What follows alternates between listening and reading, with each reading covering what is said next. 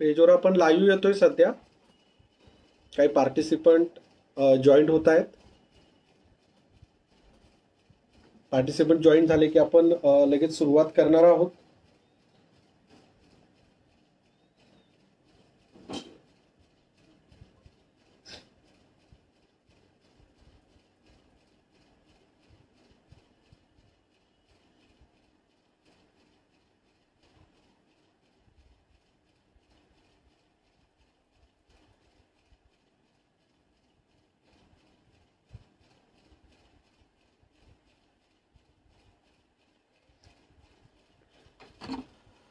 तर नमस्कार मित्रांनो, मी राजीव नंदकर.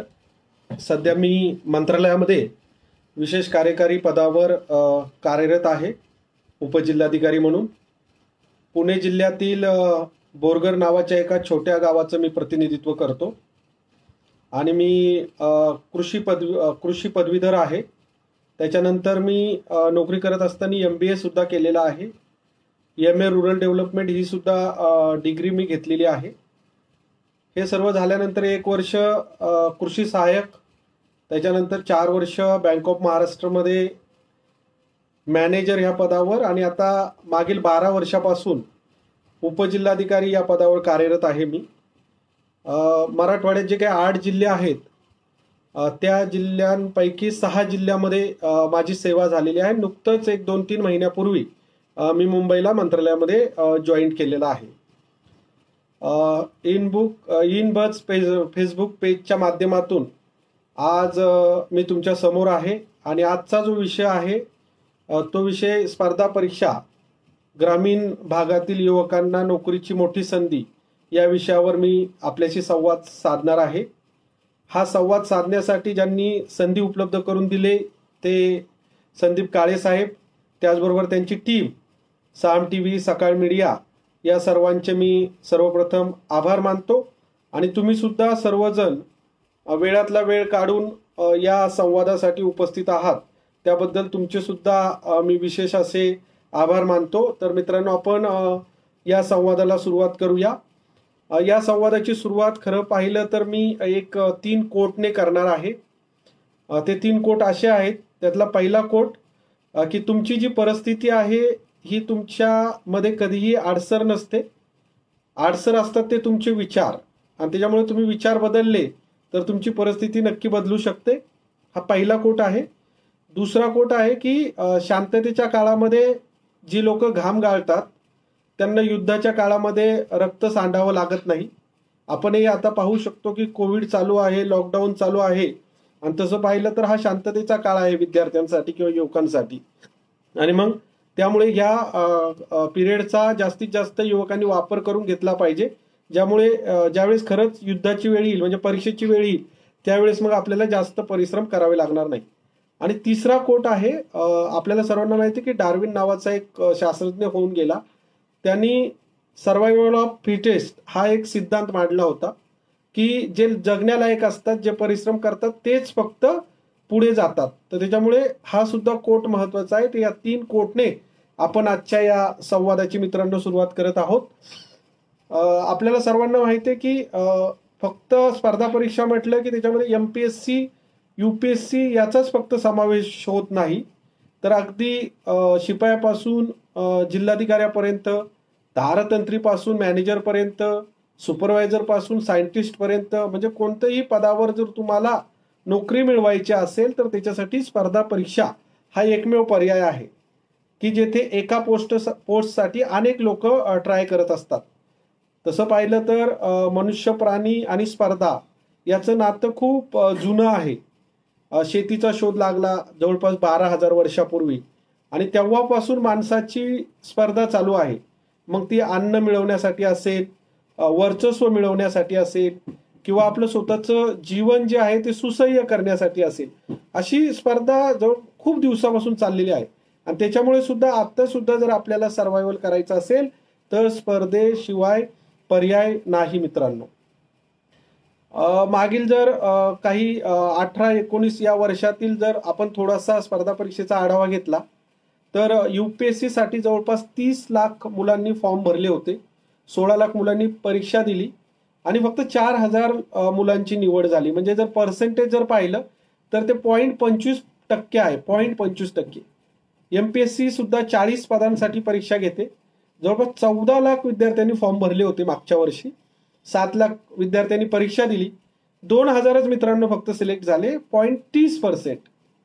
त्याच्यानंतर स्टाफ सिलेक्शन कमिशन केंद्र स्तरावर विविध भरत्या करत असतं, आपल्याला माहिती आहे. 1,85,00,000 विद्यार्थ्यांनी फॉर्म भरले होते मित्रांनो. 55 लाख विद्यार्थी स्वतः या परीक्षेला बसले. 70,000 जागा भरल्या गेल्या. 1.27% फक्त सिलेक्शन आहे. म्हणजे जेवढे मुलांनी परीक्षा दिल्या त्याच्या 1.27%. बँकेचं एक नवीन बोर्ड तयार झालेलं आहे. सर्व राष्ट्रीयकृत बँक आहेत त्यांच्यासाठी हे बोर्ड परीक्षा कंडक्ट करत असतं, आपल्याला माहिती. तर जवळपास 1 कोटी मुलांनी तिथे फॉर्म भरले होते. 60 लाख मुलांनी परीक्षा दिली आणि 10,000 मुलांचं सिलेक्शन झालं. हे सुद्धा पर्सेंटेज 1.66% आहे.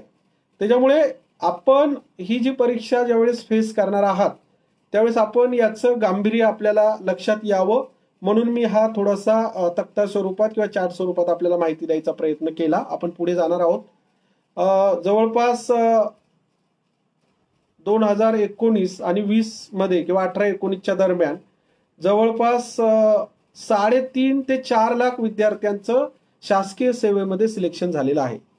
पूर्ण जर आपण केंद्र सरकारकडून जे विविध बोर्ड आहेत, मग UPSC असेल, त्याच्यानंतर स्टाफ सिलेक्शन कमिशन असेल, रेल्वे बोर्ड असेल, बँक बोर्ड असेल, डिफेन्स असेल, मिलिटरी असेल, LIC असेल, कोर्ट्स असतील, त्याच्यानंतर पब्लिक सेक्टर कंपनीज असतात ज्यांना आपण PSU म्हणतो, पोलीस डिपार्टमेंट आहे, युनिव्हर्सिटीज आहे, ऑर्डनन्स फॅक्टरी आहेत, कॉर्पोरेशन्स आहेत, म्युनिसिपॅलिटीज आहेत, MMRD आहे, MIDC आहे, अशा अनेक संस्था राज्यामध्ये आणि केंद्र सरकारमध्ये कार्यरत आहेत. तर हे सर्वांची जर मागील 1 वर्षापूर्वीची जर भरती प्रक्रिया पाहिली तर 3 ते 4 लाख लोकांना यांनी नोकऱ्या दिलेल्या आहेत. हे आपण सर्वप्रथम समजून घेतलं पाहिजे.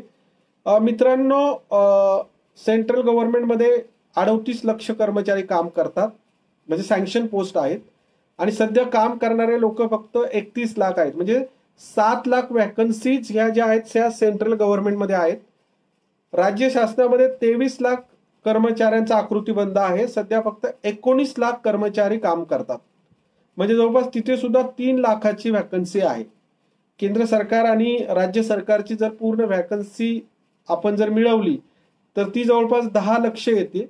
आणि 10 लक्ष नोकऱ्या ह्या पुढील 2 ते 3 वर्षामध्ये मित्रांनो आपल्याला उपलब्ध होणार आहेत. त्याच्यामुळे स्पर्धा परीक्षेचे जे विद्यार्थी नव्याने तयारी करू इच्छितात त्यांच्यासाठी हे 10 लाख नोकऱ्यांच्या संधी भविष्यकाळात आपल्याला मिळणार आहेत. ग्रामीण भागाच्या संदर्भामध्ये आपण आज लेक्चर आयोजित केलेला आहे, संवाद आयोजित केलेला आहे. आणि त्याच्यामुळे ग्रामीण भागाची काय पार्श्वभूमी आहे, ग्रामीण भागातील बेरोजगारी कशा प्रकारे वाढत आहे याच्यावर सुद्धा प्रकाश मी टाकू इच्छितो. मित्रांनो, आपल्याकडे 43,500 गावं आहेत राज्यात. देशाचा जर विचार केला तर 6.5 लाख गावं आहेत. राज्यामध्ये 43,500 गावं आहेत. सरासरी जर प्रत्येक गावाची लोकसंख्या आपण 1,000 ते 2,000 पकडली तर प्रत्येक गावामध्ये सरासरी 20 मुलं जन्माला येतात.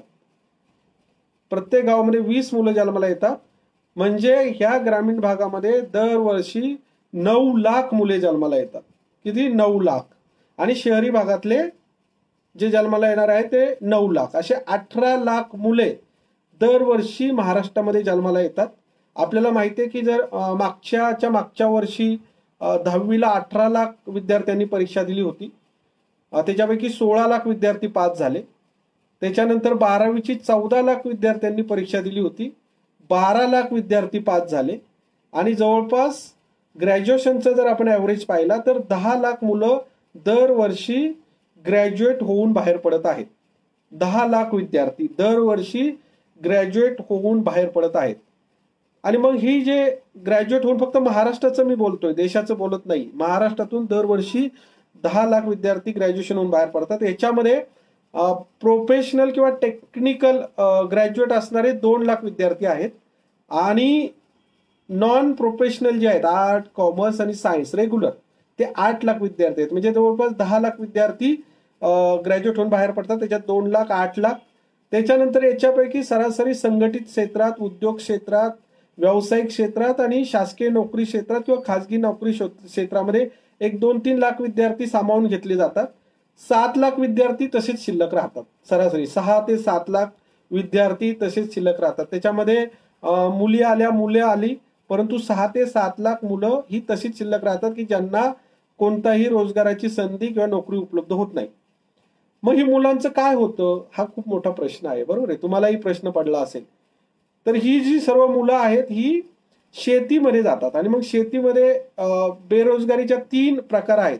तुम्ही जर अर्थशास्त्राचा अभ्यास करत असला तर 3 प्रकार आहेत. 3 प्रकार कोणते आहेत? एक अशी छुपी बेरोजगारी. छुपी बेरोजगारी म्हणजे शेतीमध्ये 6 एकर शेती आहे, त्याच्यामध्ये 4 माणसांनी काम केलं तरी उत्पादन तेवढंच निघतं आणि 20 माणसांनी काम केलं तरी उत्पन्न तेवढंच निघतं. त्याला म्हणायचं छुपी बेरोजगारी. म्हणजे हे विद्यार्थी सर्व त्या छुपी बेरोजगारीमध्ये जातात. काही हंगामी बेरोजगार होतात, म्हणजे सीझन आला की त्यांना काम मिळतं, सीझन संपला की काम मिळत नाही. आणि निम्न बेरोजगारी, तिसरा प्रकार आहे निम्न बेरोजगारी. याच्यामध्ये आपली लायकी 500 रुपये प्रति दिवस वेजेस मिळवण्याचे असताना आपल्याला 100 रुपये प्रति दिवस वेजेसवर काम करावं लागतं. अशा ह्या 3 प्रकारच्या बेरोजगारीमध्ये हे युवक निघून जातात आणि या सर्व युवकांचा राष्ट्रीय उत्पादनामध्ये कॉन्ट्रीब्युशन अत्यंत कमी, 0 किंवा नगण्य राहतं. त्याच्यामुळे ग्रामीण भागातील जे विद्यार्थी आहेत त्यांनी खरं पाहिलं तर स्पर्धा परीक्षेचं एवढं मोठं क्षेत्र आहे, मी अगोदरच नमूद केलं की 4 ते 5 लाख नोकऱ्या दरवर्षी नुसत्या शासकीय सेवेमध्ये उपलब्ध होतात. तर त्याची तयारी करणं आणि ती कशी करायची याच्याबद्दलचा आपला हा संवाद आहे. आपण आता खऱ्या अर्थाने या संवादाला सुरुवात करत आहेत. तर स्पर्धा परीक्षा का, हा सर्वात महत्वाचा प्रश्न आहे. सर्वांना प्रश्न पडतो की स्पर्धा परीक्षा का. तर याच्यामध्ये विषय असा आहे की रोजगाराचं साधन आपल्याला मिळतं. आपल्याला माहिती आहे की ग्रामीण भागामध्ये शेतीच्या समस्या दिवसेंदिवस वाढत आहेत, दुष्काळ वाढत आहेत, व्यवसाय उद्योग सुद्धा हे शहराच्या भागातच एकवटलेले आहेत आणि त्याच्यामुळे रोजगाराचं साधन आपल्याला मिळणार आहे. त्याच्यानंतर नोकरीची शाश्वती आहे मित्रांनो. शासकीय सेवेमध्ये नोकरीची शाश्वती आहे. घटनेचं संरक्षण, पगार आहे 30,000 ते 80,000 पर्यंत शासकीय नोकऱ्यांना पगार मिळतो. त्याच्यानंतर मान सन्मान आहे. आपल्याला आपल्या समाजामध्ये, सोसायटीमध्ये, कम्युनिटीमध्ये मान सन्मान दिला जातो आणि सोयी सुविधा आहेत, म्हणजे मेडिकल फॅसिलिटी दिली जाते, आपल्याला राहायला घर दिलं जातं. त्याचबरोबर अधिकारी पदावर जर तुम्ही असाल तर तुम्हाला गाडी सुद्धा उपलब्ध करून दिली जाते. त्याच्यामुळे स्पर्धा परीक्षा ही खूप मोठं आपल्यासाठी संधी आहे मित्रांनो. परंतु ही संधी पाहत असताना स्पर्धा परीक्षेबाबत ग्रामीण भागामध्ये खूप समज आणि गैरसमज जाणीवपूर्वक पसरवलेले आहेत. ते पसरवणारे दुसरे कोणी नाहीयेत, आपल्या आजूबाजूलाच स्पर्धा परीक्षेचा अभ्यास करणारे, ज्यांनी यश संपादन केलेले आहे अशा व्यक्तींनी काही समज गैरसमज ग्रामीण भागामध्ये पोहोचवलेले आहेत किंवा पसरवलेले आहेत. त्याच्यामध्ये पहिला सर्वात महत्वाचा जो गैरसमज आहे की शासकीय नोकरी मिळवण्यासाठी पैसे लागतात, शासकीय नोकरी सिलेक्शन मध्ये खूप भ्रष्टाचार होतो, हा पहिला गैरसमज आहे. मित्रांनो, सध्या परिस्थितीमध्ये शासकीय नोकरी मिळवताना किंवा शासकीय नोकरी देण्यासाठी जी लोक असतात ते कुठेही कोणताही भ्रष्टाचार करत नाहीत. कारण आपल्याला सर्वांना माहिती आहे की मागील 10-15 वर्षापासून बऱ्याच FIR झाले, गुन्हे दाखल झाले. त्याच्यामुळे आता ह्या स्टेजला कोणीही शासकीय नोकरीमध्ये म्हणजे भ्रष्टाचार करून पैसे घेऊन नोकरी देत नाही. त्याच्यानंतर दुसरा गैरसमज आहे तो हुशार मुलांचे क्षेत्र आहे. जी मुलं 10वीला पास होतात, चांगले मार्क पडतात, 12वीला पास होतात, चांगली मार्क पडतात, त्यांनाच फक्त स्पर्धा परीक्षेत यश मिळतं असा गैरसमज आहे. तसं काही मित्रांनो नाहीये. आम्ही जवळपास 43 डेप्युटी कलेक्टर सिलेक्ट झालो होतो 2004च्या बॅचला आणि आमच्यामध्ये 2-3 जर आमचे बॅचमेट सोडले तर सर्व मुलांना 10वी-12वीला 60-65% फक्त मार्क होते. त्यामुळे हुशार मुलांचं क्षेत्र नाहीये. क्लास लावावे लागतात. पुणे, मुंबई, औरंगाबाद, नागपूर येथे गेल्याशिवाय आपण स्पर्धा परीक्षेत यश संपादन करू शकत नाही असा एक गोड गैरसमज आहे. मित्रांनो, क्लासची गरज आहे, परंतु जर आपण योग्य मार्गदर्शन घेतलं, एक 2-3 महिने आपण योग्य प्रकारे जर मार्गदर्शन घेतलं आणि आपली जर कष्ट घ्यायची तयारी असेल तर आपल्याला क्लास लावायची सुद्धा गरज नाही. चौथा जो गैरसमज आहे की लोकांना असं वाटतं का वेळ खाऊ पद्धत आहे. जवळपास 5 वर्ष, 7 वर्ष, 9 वर्ष लागतात यशस्वी होण्यासाठी. परंतु मित्रांनो, जर आपला नियोजनबद्ध अभ्यास असेल आणि आपण रोज जर 10, 12 तास, 8 तास जर देत असाल तर एवढा वेळ लागत नाही. अगदी 2-3 वर्षामध्ये, 2 वर्षामध्ये मधून नोकरी मिळवू शकता. इंग्रजीची भीती ग्रामीण भागातल्या मुलांना सर्वात महत्वाचं असतं ते इंग्रजी. इंग्रजी जर मला येत नाही तर मी स्पर्धा परीक्षेमध्ये कसा यश मिळवू. मित्रांनो, तसं पाहिलं तर इंग्रजी जरी महत्वाची भाषा असली तरी इंग्रजी वाचून स्पर्धा परीक्षा अडत नाही. अत्यंत ज्याला जुजबी नॉलेज आहे, ज्याला अत्यंत थोडक्यात इंग्रजी येतं, एवढं जरी पुरेस असलं तरी आपल्याला स्पर्धा परीक्षेमध्ये यश संपादन करावं लागतं. माझंच उदाहरण द्यायचं म्हटलं तर मला इंग्रजीमध्ये फक्त 10वीला 57 मार्क आहेत आणि अनेक लोक आहेत की ज्यांना 45, 47 असे मार्क असताना सुद्धा त्यांनी यशस्वी झालेले आहेत. त्याच्यानंतर पुस्तके, नोट्स ह्या खूप खर्चिक असतात असाही गैरसमज आहे. मित्रांनो, जर पुस्तक गैरसमज आपल्याकडे पसरलेले आहेत तर ह्या जे गैरसमज आहेत त्याच्यावर आपल्याला निश्चितच मात करावी लागणार आहे. मित्रांनो, असं असलं तरी ग्रामीण भागातील काही जे काही आपले विद्यार्थी मित्र आहेत त्यांना अनेक अडचणी येत असतात. त्या अडचणी काय आहेत त्या आपण बघूया, म्हणजे आपल्याला त्या अडचणीवर मात करता येणं शक्य होईल. कारण जर अडचणी कळाल्या तरच आपल्याला मात करता येणं शक्य होणार आहे. मार्गदर्शनाचा अभाव. हे पहा मित्रांनो, जोपर्यंत आपण सल्ला किंवा मदत कुणाकडे मागणार नाही, आपल्या आजूबाजूला अवतीभोवती किंवा आपल्या तालुक्याच्या ठिकाणी, जिल्ह्याच्या ठिकाणी अधिकारी काम करत असतात, ते स्वतः येऊन तुम्हाला मार्गदर्शन करणार नाहीत. त्याच्यामुळे जर तुमची इच्छा असेल तर तुम्ही त्यांच्यापर्यंत पोहोचायचं आहे, त्यांच्याकडून मार्गदर्शन मागायचं आहे. आपण बळी पडायचं नाही. मी अगोदरच सांगितलं की भ्रष्टाचार होतो, असं होतं, तसं होतं, याला बळी पडायचं नाही. अपयशाची भीती बाळगायची नाही. मुलं जी आहेत ती अपयशाची भीती बाळगतात की बाबा नंतर काय होईल. आता जर आपण स्पर्धा परीक्षेच्या अभ्यासाला सुरुवात करतोय तर पुढची भविष्याची भीती बाळगायची गरज नाही. पालकांचं सहकार्य नाही ही एक समस्या ग्रामीण भागात असते. निश्चितच आपल्या पालकांची परिस्थिती चांगली नसते, त्यामुळे आर्थिक चणचणीच्या अभावी ते आपल्याला मदत करू शकत नाही. पण एकदा जर आपण त्यांना विश्वास दिला आणि त्यांनाही जर कळत असेल की आपला मुलगा अभ्यास करतोय तर ते सुद्धा आपल्याला सहकार्य करतात. अवांतर वाचन ग्रामीण भागातली मुलं करत नाहीत. शहरापासून दूर असल्यामुळे शहरामध्ये जे काही बदल होतात ते ग्रामीण भागामध्ये उशिरा पोहोचतात. पाठांतर शिक्षण पद्धती ग्रामीण भागामध्ये आहे, म्हणजे बऱ्यापैकी घोकमपट्टीच्या द्वारे आपण अभ्यास करतो. विश्लेषणाचा अभाव आपल्याकडे आहे. संगणक क्रांतीपासून आपण दूर आहेत आणि विशेष म्हणजे आपले मित्र, आपले नातेवाईक, आपले आप्तेष्ट ग्रामीण भागामध्ये थोडी वृत्तीमध्ये फरक असल्यामुळे ते सुद्धा आपल्याला मागे खेचत असतात. आणि मित्रांनो, ह्या अशा समस्या ग्रामीण भागामध्ये असल्यामुळे आपल्याला या सर्व समस्यांवर शोधून त्याच्यावर उपाययोजना कराव्या लागणार आहेत. पुढे जाऊया आपण. आपल्याला ह्या अडचणी पाहत असताना आपली बलस्थाने कोणती आहेत ते सुद्धा पाहणं गरजेचं आहे. आपल्याला माहिती आहे की आपल्याकडे सर्व ग्रामीण भागामध्ये प्रतिकूल परिस्थिती असते, त्यामुळे आपण कष्टाची तयारी ठेवली पाहिजे. आणि आपली गरीब परिस्थिती आहे हीच आपल्यासाठी इम्पॉर्टंट आहे, कारण त्याच्यामुळे आपले पाय जे आहेत ते आपले जमिनीवर राहतात. शिवाय आपल्याकडे असं असतं की कमीत कमी साधन संपत्ती, संसाधने वापरून आपण जास्तीत जास्त प्रोडक्टिव्ह काम करत असतो. निश्चितच आपण ग्रामीण भागातले असल्यामुळे आपण जास्तीत जास्त कमी संसाधनाचा वापर करून जास्तीत जास्त प्रोडक्टिव्हिटी देणार आहोत.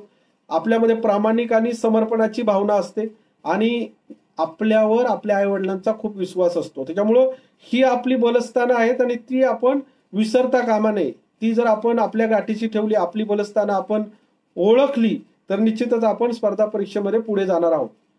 बऱ्याच वेळा आपल्याला असं वाटतं की आपली स्पर्धा ही आपल्या शेजारच्या घरात राहणाऱ्या विद्यार्थ्याशी आहे, किंवा जर आपण अभ्यास करत असलो तर आपल्याला असं वाटतं की आपली स्पर्धा ही आपल्या शेजारी अभ्यास करणाऱ्या मुलाशी आहे. मित्रांनो, आपली स्पर्धा ही राज्यातील 14 लाख मुलांशी असते, किंवा जर आपण देशाचा विचार केला तर 2 कोटी मुलांची आपली स्पर्धा असते. परंतु अशी स्पर्धा जरी असली तरी जे स्पर्धा परीक्षेमध्ये मुलं अभ्यास करतात त्याचे मी 5 प्रकार केलेले आहेत. 5 प्रकार.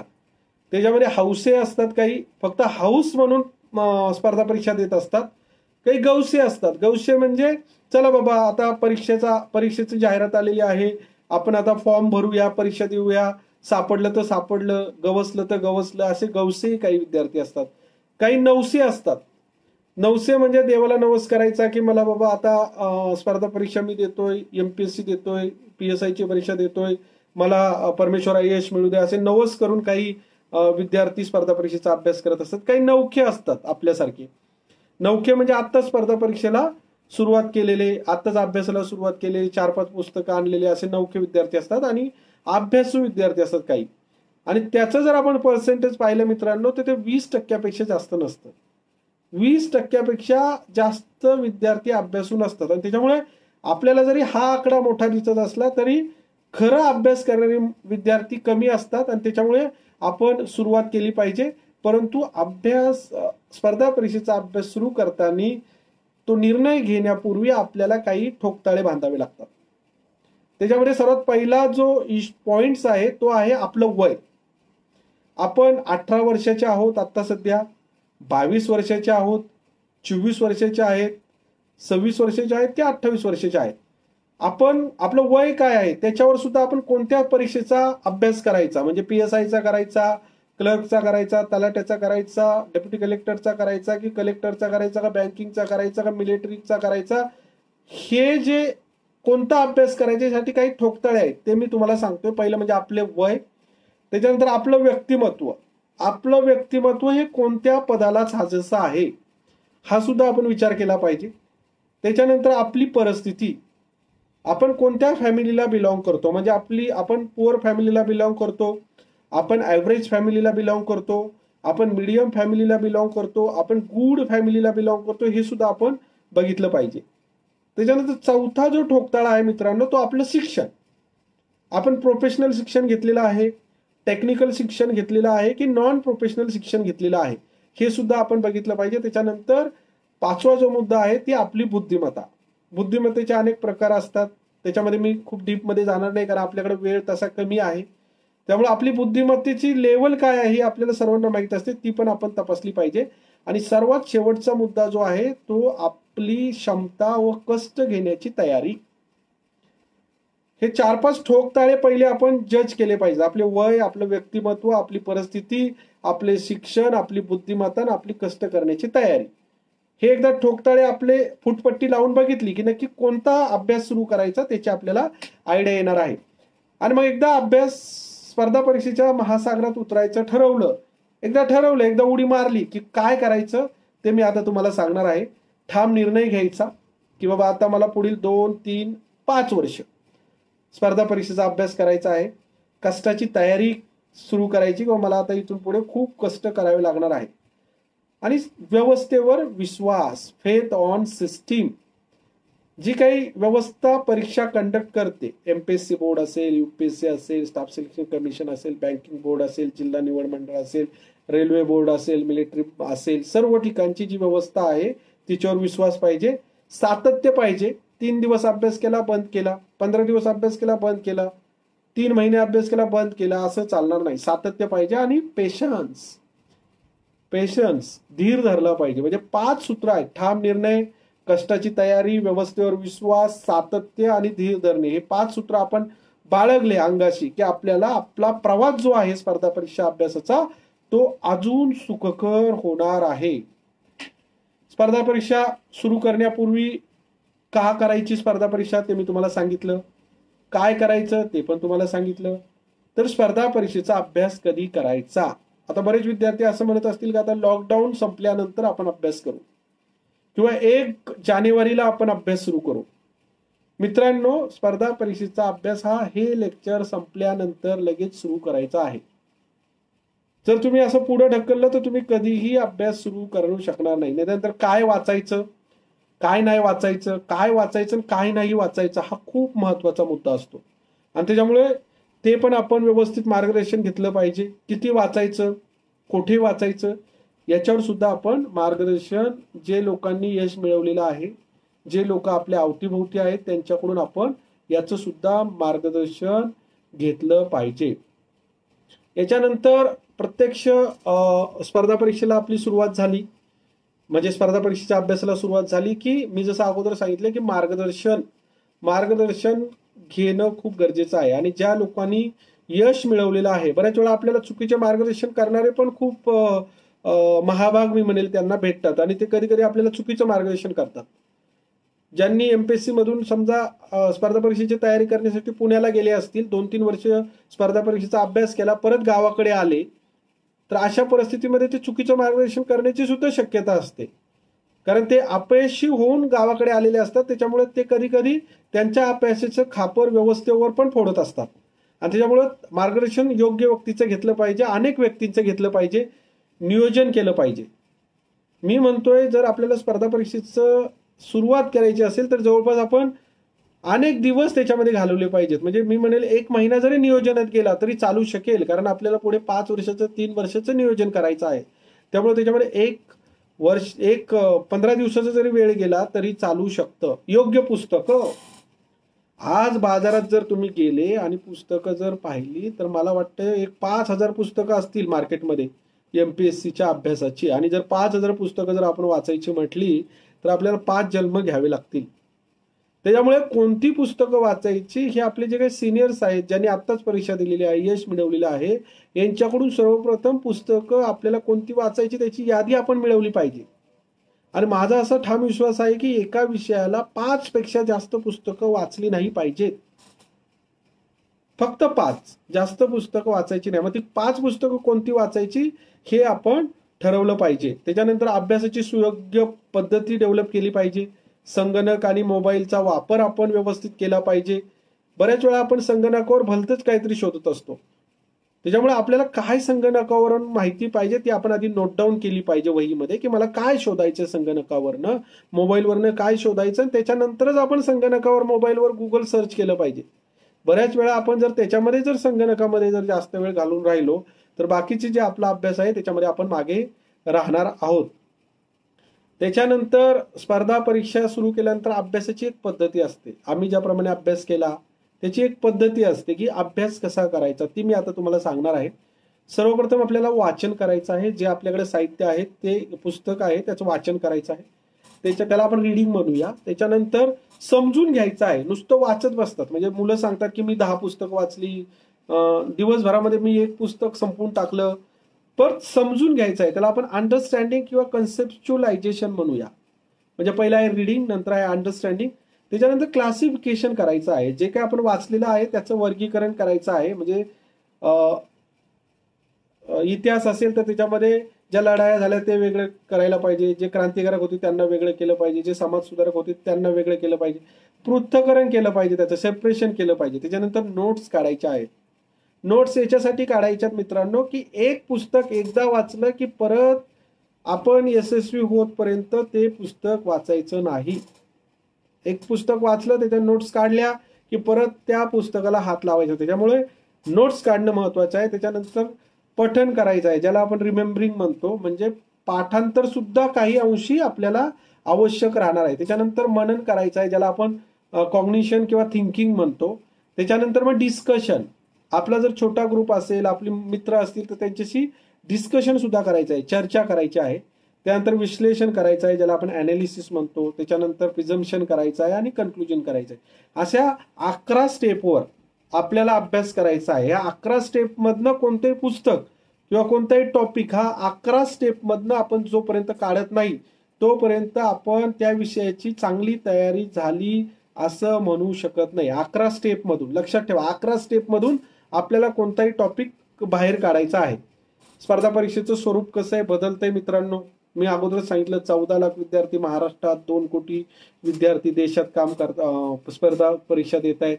युपीएससी व एमपीएससीचा पॅटर्न एकसारखा झालेला आहे.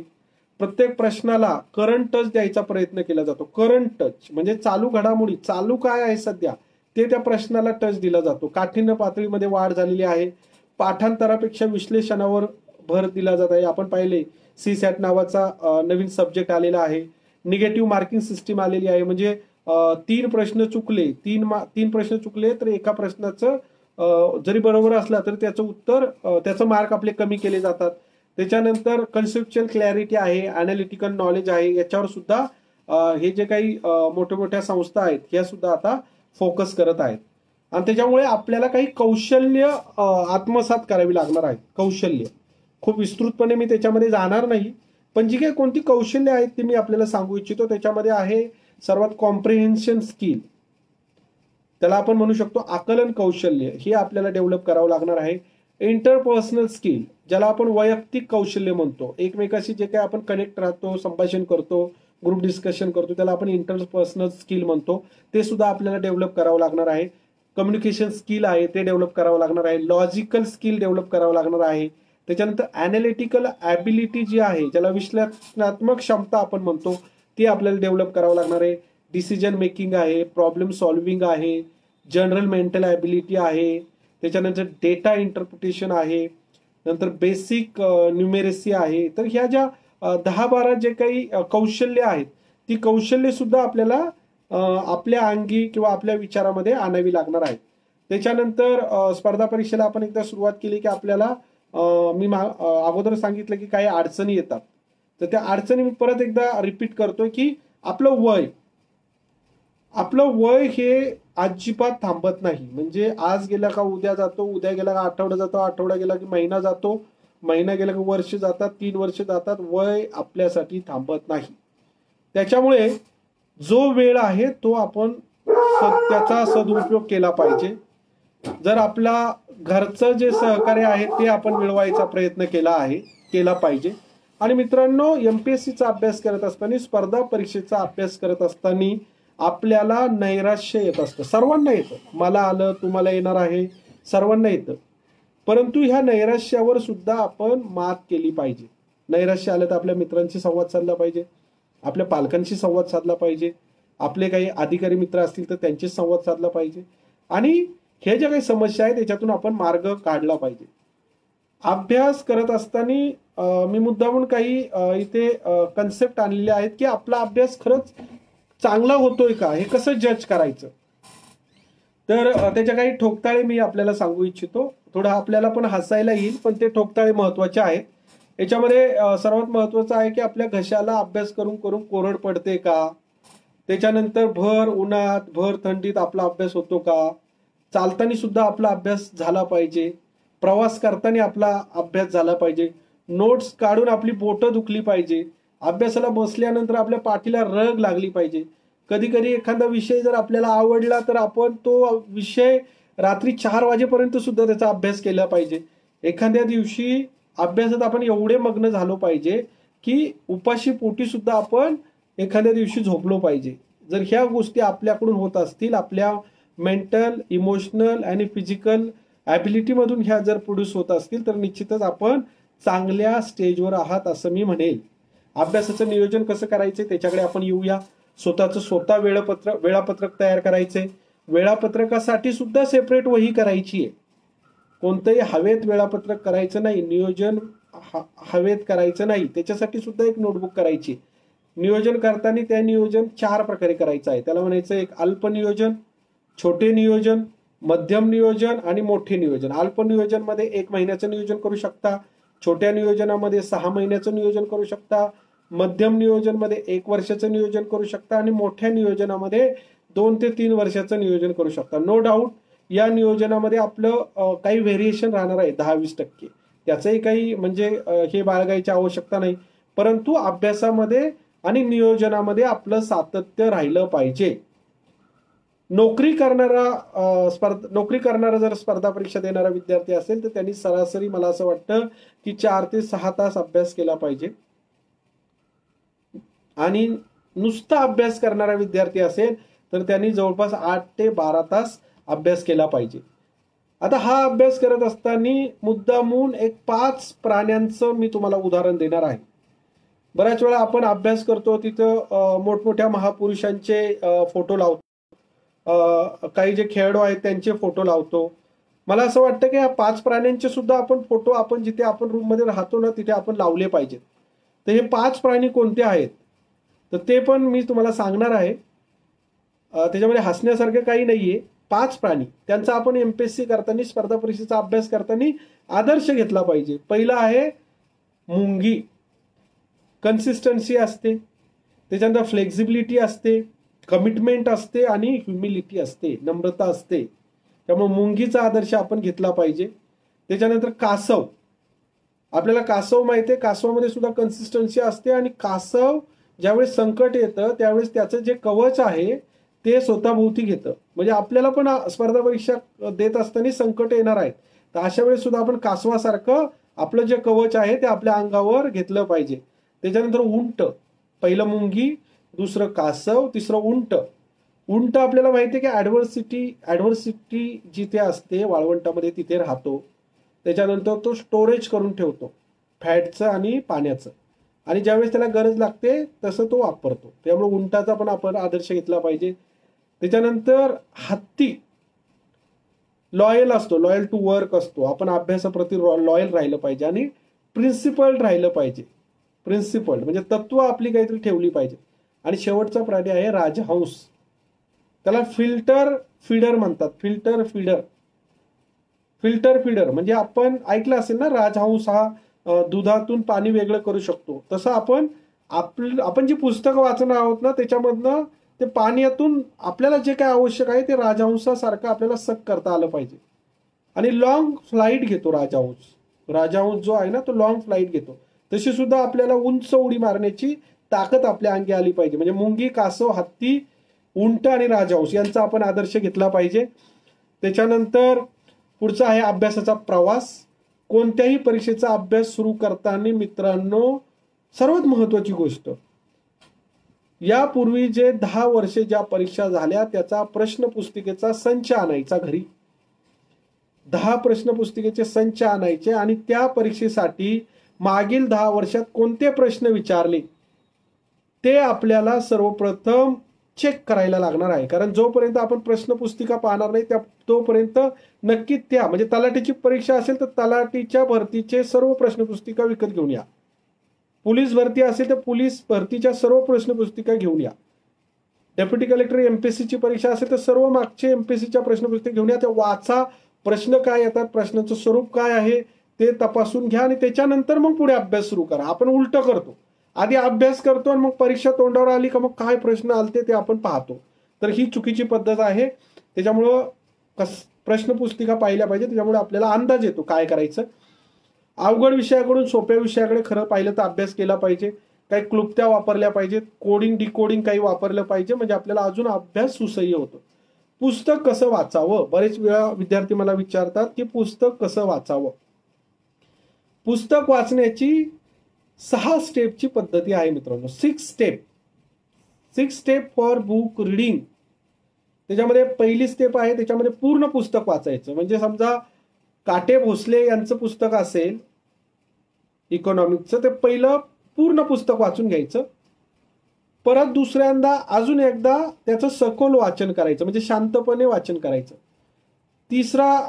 तिसरी स्टेप आहे की त्या पुस्तकामधला एखादा टॉपिक वाचून घ्यायचा, म्हणजे त्याच्यातला एखादा धडा वाचून घ्यायचा. तिसरी स्टेप. चौथी स्टेप त्या पुस्तकातला सब टॉपिक वाचायचा. चौथी स्टेप. 5वी स्टेप मग परिच्छेद वाचायचे आणि परिच्छेद वाचल्यानंतर 6व्या स्टेपला नोट्स काढायच्या आहेत. बऱ्याच वेळा आपण पुस्तक घेतो आणि पुस्तक घेतल्यानंतर काय होतं आपल्याकडून की लगेच आपण नोट्स काढायला लागतो. मित्रांनो, जोपर्यंत ह्या 6 स्टेपमधून आपण पुस्तकाचा प्रवास करणार नाही तोपर्यंत आपल्याला त्या पुस्तकाचं आकलन होत नाही. आणि त्याच्यामुळे ह्या 6 स्टेपमधून आपल्याला पुस्तक वाचायचं, त्याचं आकलन करायचं, नोट्स काढायच्या. नोट्स कशा कोणी काढायच्यात, तर जो एमपीएससीचा अभ्यास करणार आहे त्याने या नोट्स काढायच्या आहेत. नोट्स कोणासाठी काढायच्या असा जर प्रश्न विचारला तर आपल्या स्वतःसाठी काढायच्या. त्याच्यानंतर नोट्स कोठे काढायच्या. बऱ्याच वेळा विद्यार्थी काय करतात, ह्या असं पत्रवळ्या घेतात, कागद घेतात A4चे हे असे कागद, आणि अशा कागदावर नोट्स काढतात आणि नंतर परीक्षा जवळ आली की त्यांना हे कागद सुद्धा सापडत नाहीत किंवा हे कागद फाटलेले असतात. मित्रांनो, मी तुम्हाला एक गोष्ट सांगू इच्छितो की 2002 साली म्हणजे 18 वर्षापूर्वी जे नोट्स मी काढलेल्या आहेत त्या अजूनही माझ्याकडे सुस्थितीत आहेत. वेळेची उपलब्धता लक्षात घेता मी ते दाखवू शकत नाही, नाहीतर मी ते पण दाखवणार होतो. तर 18 वर्षापूर्वीच्या नोट्स सुद्धा माझ्याकडे आहेत. तर नोट्स कुठे काढायच्या, तर 200 पेजची नोटबुक घ्यायची फुलस्केप, आणि ती नोटबुक घेत असताना सुद्धा त्याचे कव्हर जाड पाहिजेत, पातळ कव्हर नको. त्याच्यानंतर त्याच्यामध्ये आपण ज्यावेळेस हे पेज असं ओपन केलं की ह्या पेजमध्ये फक्त 66.5% भागावरच नोट्स काढायच्या, पूर्ण पेजवर नोट्स काढायची नाही. 66% भाग जो आहे तोच नोट्ससाठी वापरायचा, 33% भाग जो आहे तो तसाच ठेवायचा. तो कशासाठी तसा ठेवायचा? कारण मी अगोदरच सांगितलं 5 पुस्तकं आपण वाचणार आहोत आणि त्याच्यामुळे ज्या पुस्तकामध्ये जो संदर्भ लागेल तो परत लिहिण्यासाठी त्या नोट्स काढताना आपण जागा ठेवायची आहे. नोट्स काढताना सुटसुटीतपणा ठेवायचा आहे. आपल्याला वाटलं तर किमान दोन रंगाचे पेन सुद्धा वापरू शकतो आपण. कमाल 2 म्हणजे लाल, निळा, काळा, लाल असं आपण पेन वापरू शकतो. आणि वहीची जी क्वालिटी आहे ती सुद्धा चांगली पाहिजे.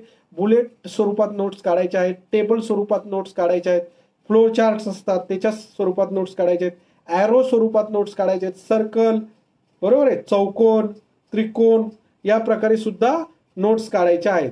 त्याच्यामुळे नोट्स काढण्याची सुद्धा पद्धती आहे, त्याप्रमाणे आपण फॉलो करायच्या आहेत. नोट्स कधी काढायच्या? शक्यतो नोट्स या दुपारी जेवण झाल्यानंतर ज्यावेळेस झोप येते त्यावेळेस मित्रांनो आपण काढल्या पाहिजेत, किंवा रात्री जेवल्यानंतर सुद्धा झोप येते त्यावेळेस आपण नोट्स काढल्या पाहिजेत. त्याच्यानंतर परीक्षेला सामोरे ज्यावेळेस आपण जातो, परीक्षेला आपण फेस करतो, त्यावेळेस आपल्याला जे काही प्रश्न आपल्या समोर येतात ते कसे सोडवायचे याची सुद्धा आपण एक सिस्टीम डेव्हलप केली पाहिजे. मी 4 प्रकारचे प्रश्न काढलेले आहेत, ते मी लवकर संपवतो. जेव्हा तुम्हाला एखादा प्रश्न येतो आणि त्या 4 पर्यायांपैकी कोणताही एक पर्याय बरोबर असतो तर तो आपण लगेच सोडवायचा आहे. उदाहरणार्थ, गोदावरी नदीचा उगम कोठे होतो असा जर प्रश्न असेल आणि आपल्याला माहित असते की त्र्यंबकेश्वर येथे उगम पावते, तर तो लगेच सोडून मोकळा व्हायचा आहे. दुसरे प्रश्न असा असतो, दुसरा प्रकारचा प्रश्न की ज्याच्यामध्ये 2 पर्याय आपल्याला सारखे वाटतात. 2 पर्याय तर चुकीचेच असतात, पण 2 पर्याय सारखे वाटतात, तर मग आपलं कन्फ्युजन होतं की ते कोणता पर्याय निवडायचा. तर याच्यामध्ये आपल्याला जे 2 पर्याय पाहिल्यानंतर जो पर्याय जवळचा वाटतो तो आपण टिक करायचा आहे. उदाहरणार्थ, सर्वात जास्त प्रदूषित शहर कोणते असा प्रश्न आला आणि पर्याय आहेत दिल्ली, गाझियाबाद, मुंबई आणि चेन्नई. आपल्याला माहिती आहे चेन्नई नाहीये, मुंबई नाहीये, आपलं कन्फ्युजन आहे आता गाझियाबाद आणि दिल्ली.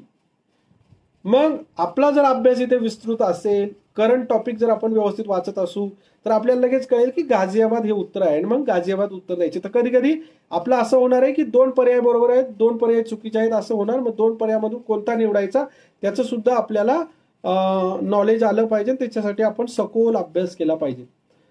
आता तिसरा प्रकार, बऱ्याच वेळा असं होतं की 3 पर्याय बरोबर वाटतात. 3 पर्याय. उदाहरणार्थ प्रश्नच घेऊया आपण की खालीलपैकी कोणत्या आंब्याची साठवण क्षमता चांगली आहे आणि त्याच्यामुळे तो एक्सपर्ट होतो.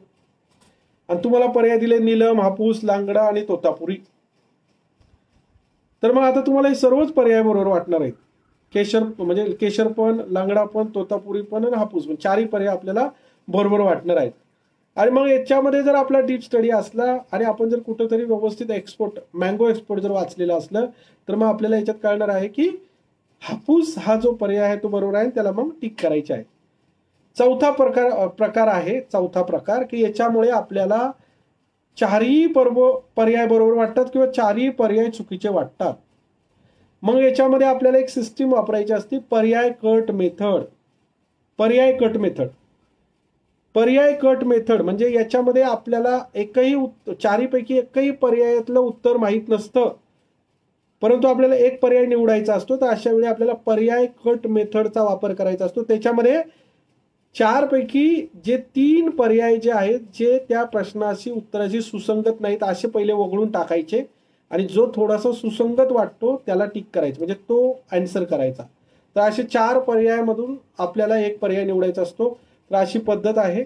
आणि असं असलं तरी शेवटच्या स्टेजला सर्वात महत्त्वाचं त्याच्यामध्ये विषय असा आहे की सर्वांना एक प्रश्न नेहमी पडतो, म्हणजे विद्यार्थ्यांना आणि विद्यार्थ्यांच्या पालकांना एक प्रश्न नेहमी पडतो की सर्वच मुलं अभ्यास करतात, म्हणजे राज्यामध्ये 14 लाख विद्यार्थी अभ्यास करतात, पण यश अगदी थोड्याच मुलांना का मिळतं. पुस्तके पण सर्व आहे तीच वाचतात, म्हणजे सर्व मुलं काटे भोसलेच वाचतात, सर्व मुलं म्हणजे रंजन कोळंबे सरांची पुस्तकं वाचतात. मग परत मुलांना आणि पालकांना प्रश्न पडतो की सर्व मुलं तेच पुस्तकं वाचतायत, मग यश काहींनाच का मिळतं. शैक्षणिक पात्रता सुद्धा तसं पाहिलं तर सर्वांची सारखीच असते. म्हणजे सर्वजण BCom झालेले असतात, BA झालेले असतात, आर्ट झालेले असतात, काही इंजिनियर झालेले असतात, डॉक्टर झालेले असतात. म्हणजे सर्वांची पातळी सुद्धा शैक्षणिक सारखीच असते. परत मग पालकांना आणि मुलांना प्रश्न पडतो की सर्व जर हे सारखं आहे तर मग यश काही लोकांना, म्हणजे अगोदर जे आपण पाहिलं ना 1%, 1.5% लोकांना का मिळतं, तर त्याची उत्तरं शेवटच्या, आता लेक्चरच्या शेवटच्या स्टेजला मी देणार आहे. त्याच्यामध्ये सर्वात पहिलं उत्तर आहे की जे लोक वेळेचं व्यवस्थापन व्यवस्थित करतात, टाइम मॅनेजमेंट. 2005ला मी बँकेत लागलो, 2009ला डेप्युटी कलेक्टर झालो. म्हणजे 4 वर्ष नोकरी करत असताना मी अभ्यास केला. रोज सकाळी मी 4 तास अभ्यास करायचो, संध्याकाळी बँकेतून आल्यानंतर 4 तास अभ्यास करायचो. आणि परीक्षा आल्यानंतर 1 महिना फक्त सुट्टी घेतली आणि टाइम मॅनेजमेंट करून परीक्षा दिली. म्हणजे सर्वात महत्वाचं आहे टाइम मॅनेजमेंट, वेळेचं नियोजन एक. दुसरं आहे प्राथमिकता निश्चित करणे, प्रायोरिटी मॅनेजमेंट. टाइम मॅनेजमेंट नंतर प्रायोरिटी मॅनेजमेंट.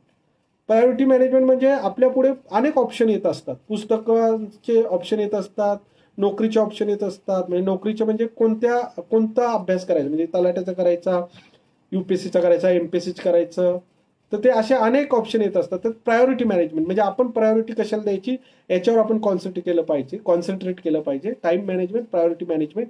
शॉर्टकट, बऱ्याच वेळा विद्यार्थी शॉर्टकटचा वापर करतात. मित्रांनो, शॉर्टकटचा वापर करायचा नाही. यश मिळवायचं असेल तर व्यवस्थित एक जो काही पाथ आहे, जो काही मार्ग आहे त्याच्यावरून आपल्याला जावं लागतं. Priority management, time management, no shortcut.